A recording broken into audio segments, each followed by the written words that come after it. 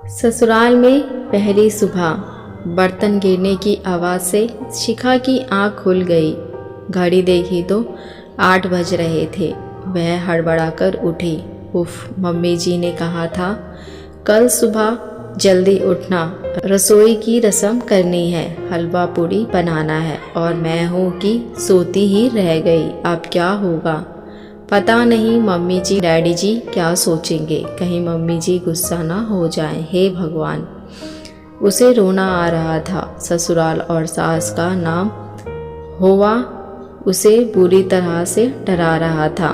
कहा था दादी ने, ससुराल है, जरा संभल कर रहना, किसी को कुछ कहने का मौका ना देना, नहीं तो सारी उम्र ताने सुनने पड़ेंगे। रोज सुबह सुबह उठ जाना, नहा धोकर साड़ी पहनकर तैयार हो जाना, अपने सास ससुर के पैर छूकर उनसे आशीर्वाद लेना। कोई भी ऐसा काम ना करना जिससे तुम्हें या तुम्हारे माँ बाप को कोई उल्टा सीधा बोले। शिखा के मन में एक के बाद एक दादी की बातें गूंजने लगी थीं। किसी तरह वह भागा दौड़ी करके तैयार हुई। ऊंची नीची साड़ी बांधकर वह बाहर निकल रही थी कि आईने में अपना चेहरा देखकर वापस भागी। ना बिंदी ना सिंदूर, आदत नहीं थी तो बस लगाना भूल गई थी। ढूंढकर बिंदी का पत्ता निकाला, फिर सिंदूरदानी ढूंढने लगी। जब नहीं मिली तो लिपस्टिक से माथे पर हल्की सी लकीर खींचकर कमरे से बाहर आ गई। जिस हड़बड़ी में शिखा कमरे से बाहर आई थी, वह उसके चेहरे से, उसकी चाल से साफ झलक रही थी।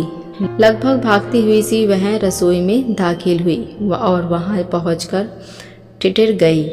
और उसे इस तरह हड़बड़ाते हुए देखकर सासू माँ ने आश्चर्य से उसकी तरफ देखा, फिर ऊपर से नीचे तक उसे निहारकर धीरे से मुस्कुराकर बोली, और बेटा, नींद आई ठीक से या नहीं? अचक्का होकर बोली, जी मम्मी जी, नींद तो आई मगर ज़रा देर से आई, इसलिए सुबह जल्दी आँख नहीं खुली, सॉरी। बोलते हुए उसकी आवाज़ से डर साफ झलक रहा था। सासू माँ बोली, कोई बात नहीं बेटा, नई जगह है, हो जाता है। शिखा हैरान होकर उनकी ओर देखने लगी और बोली, मगर मम्मी जी, वो हलवा पूड़ी? सासू माँ ने प्यार से उसकी तरफ देखा और पास रखी हलवे की कढ़ाई रखकर शिखा के सामने रख दी और शहद जैसी मीठी स्वर में बोली, हाँ बेटा, ये लो, इसे हाथ से छू दो।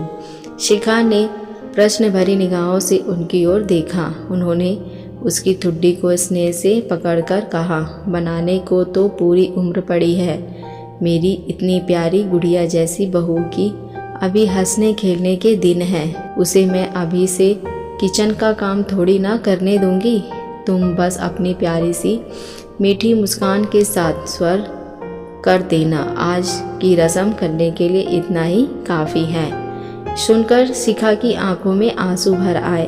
वह अपने आप को रोक ना सकी और लिपटकर उनके गले लग गई। उसके रूठे हुए गले से सिर्फ एक ही शब्द निकला, माँ। ये माँ, सास और बहू की कहानी आपको कैसी लगी मुझे कमेंट सेक्शन में ज़रूर बताएं। अगर आप हमारे चैनल पर नए हैं तो मेरे चैनल को सब्सक्राइब, लाइक, शेयर ज़रूर करें। अब मिलते हैं नई कहानी के साथ। देखने और सुनने के लिए धन्यवाद।